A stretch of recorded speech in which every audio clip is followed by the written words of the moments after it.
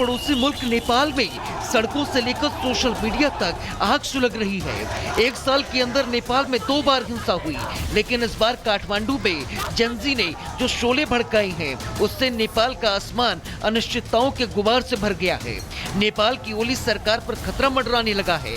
ओली सरकार के तख्तापलट की दस्तक साफ सुनाई दे रही है, जिसका असर सिर्फ नेपाल ही नहीं बल्कि भारत पर भी पड़ेगा। लेकिन ये दंगा आखिर क्यों भड़का, पहले वो आपको बताते हैं। दरअसल अर्थव्यवस्था की खस्ता हाल होने की वजह से नेपाल में मांग वैसे ही बहुत कम है। जो लोग फेसबुक या इंस्टाग्राम पर अपना सामान बेच रहे थे, बैन की वजह से उनका धंधा ठप पड़ गया। यूट्यूब और गेटहब जैसे प्लेटफॉर्म नहीं चलने से बच्चों की पढ़ाई भी मुश्किल हो गई। विदेश में रहने वाले लोगों से बात करना महंगा और मुश्किल हो गया। जो स्वतंत्र पत्रकार वास्तविक मुद्दे पर बात कर रहे थे, वो सूचनाएं मिलना बंद हो गई। नतीजा सरकार के निकम्मेपन और मीडिया को लेकर जो गुस्सा अभी तक दबा हुआ था, वो सड़कों पर आ गया और जनता दहाड़ती हुई सीधे संसद में घुसती हुई चली गई। नेपाल की सत्ता पर काबिज गुटों का चीन की तरफ झुकाव काफी है। इसीलिए नेपाल की सरकार ने टिकटॉक, वाइबर, निम्बज और पोपो लाइव पर बैन नहीं लगाया।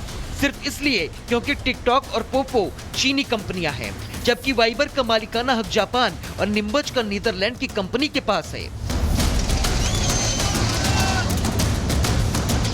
और वैसे इन सब के बीच सबसे बड़ी बात यह है कि अगर नेपाल में बैन हुए ऐप्स रजिस्ट्रेशन के लिए मना कर देते हैं, तो यूजर्स को उनके चीनी अल्टरनेटिव पर शिफ्ट होना पड़ सकता है। जैसा कि पहले ही बताया गया है कि नेपाल सरकार ने चीनी ऐप्स को पहले से ही रजिस्टर्ड माना हुआ है, और क्योंकि चीन में लगभग हर अमेरिकी ऐप का अल्टरनेटिव इस्तेमाल किया जाता है, तो हो सकता है कि नेपाल के उन लोगों को उन ऐप्स पर शिफ्ट होना पड़े, और इससे चीन का सबसे बड़ा फायदा होगा।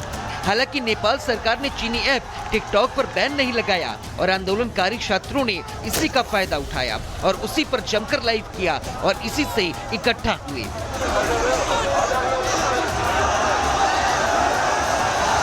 नेपाल का युवा वर्ग सड़कों पर आ गया।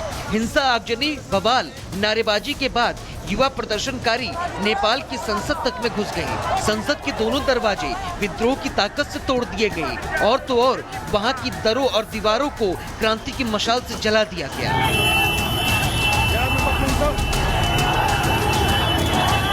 वहीं चुनावी एंगल के साथ साथ नेपाल का घटनाक्रम भारत के लिए जियोपॉलिटिक्स के हिसाब से बेहद अहम है। हालांकि भारत नेपाल में लोकतंत्र का हिमायती रहा है और मुसीबत के समय भरोसेमंद साथी के तौर पर खड़ा रहा है, लेकिन बीते कुछ सालों से नेपाल की सत्ता में काबिज लेफ्ट गुटों का रुख चीन की तरफ सॉफ्ट रहा है और गाहे बगाहे भारत के साथ तनातनी के मुद्दे उठाए गए हैं। नेपाल ने नक्शा जारी कर भारत के इलाकों को अपना बताया था। काला पानी लिपुलेख में सीमा विवाद बढ़ाया था। नेपाल में एंटी इंडिया प्रदर्शनों को हवा दी जा रही है। कई बार भारत पर दबाव बनाने की कोशिश भी हो चुकी है।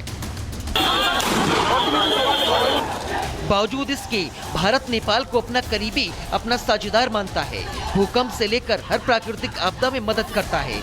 नेपाल के लिए अपने दरवाजे हमेशा खुले रखता है। लिहाजा नेपाल को न सिर्फ भारत के साथ ऐतिहासिक रिश्तों की डोर को और मजबूत करने की जरूरत है, बल्कि लोकतांत्रिक व्यवस्था को डीरेल होने से बचाने की भी दरकार है। क्योंकि जहां लोकतंत्र खत्म हुआ, वहां बर्बादी की शुरुआत हुई है। Bureau report, Republic Bharat.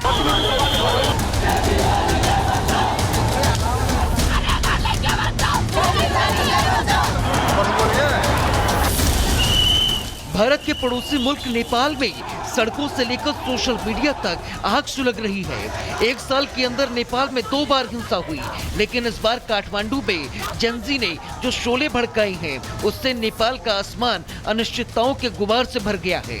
Nepal की ओली सरकार पर खतरा मंडराने लगा है। ओली सरकार के तख्तापलट की दस्तक साफ सुनाई दे रही है, जिसका असर सिर्फ नेपाल ही नहीं बल्कि भारत पर भी पड़ेगा। लेकिन ये दंगा आखिर क्यों भड़का, पहले वो आपको बताते हैं।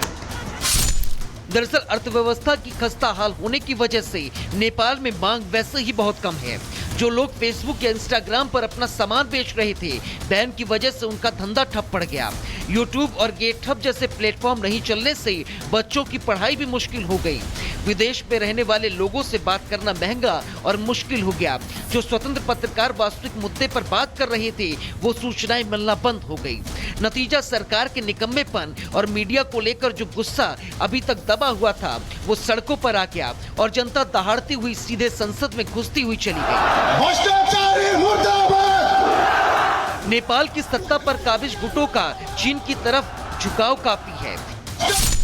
इसीलिए नेपाल की सरकार ने टिकटॉक, वाइबर, निम्बज और पोपो लाइव पर बैन नहीं लगाया, सिर्फ इसलिए क्योंकि टिकटॉक और पोपो चीनी कंपनियां हैं, जबकि वाइबर का मालिकाना हक जापान और निम्बज का नीदरलैंड की कंपनी के पास है। और वैसे इन सब के बीच सबसे बड़ी बात यह है कि अगर नेपाल में बैन हुए ऐप्स रजिस्ट्रेशन के लिए मना कर देते हैं, तो यूजर्स को उनके चीनी अल्टरनेटिव पर शिफ्ट होना पड़ सकता है। जैसा कि पहले ही बताया गया है कि नेपाल सरकार ने चीनी ऐप्स को पहले से ही रजिस्टर्ड माना हुआ है, और क्योंकि चीन में लगभग हर अमेरिकी ऐप का अल्टरनेटिव इस्तेमाल किया जाता है, तो हो सकता है कि नेपाल के उन लोगों को उन ऐप्स पर शिफ्ट होना पड़े और इससे चीन का सबसे बड़ा फायदा होगा। हालांकि नेपाल सरकार ने चीनी ऐप टिकटॉक पर बैन नहीं लगाया और आंदोलनकारी छात्रों ने इसी का फायदा उठाया और उसी पर जमकर लाइव किया और इसी से इकट्ठा हुए।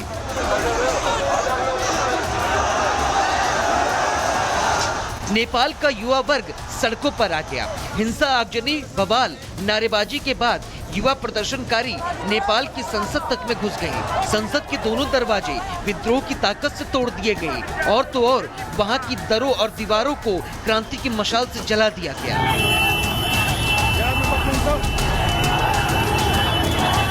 वहीं चुनावी एंगल के साथ साथ नेपाल का घटनाक्रम भारत के लिए जियोपॉलिटिक्स के हिसाब से बेहद अहम है।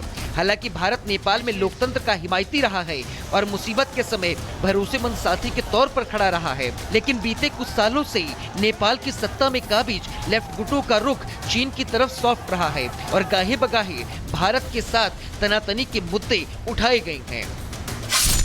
नेपाल ने नक्शा जारी कर भारत के इलाकों को अपना बताया था। काला पानी लिपुलेख में सीमा विवाद बढ़ाया था। नेपाल में एंटी इंडिया प्रदर्शनों को हवा दी जा रही है। कई बार भारत पर दबाव बनाने की कोशिश भी हो चुकी है। बावजूद इसके भारत नेपाल को अपना करीबी, अपना साझेदार मानता है। भूकंप से लेकर हर प्राकृतिक आपदा में मदद करता है। नेपाल के लिए अपने दरवाजे हमेशा खुले रखता है। लिहाजा नेपाल को न सिर्फ भारत के साथ ऐतिहासिक रिश्तों की डोर को और मजबूत करने की जरूरत है, बल्कि लोकतांत्रिक व्यवस्था को डिरेल होने से बचाने की भी दरकार है, क्योंकि जहां लोकतंत्र खत्म हुआ, वहां बर्बादी की शुरुआत हुई है। Bureau report, Republic Bharat.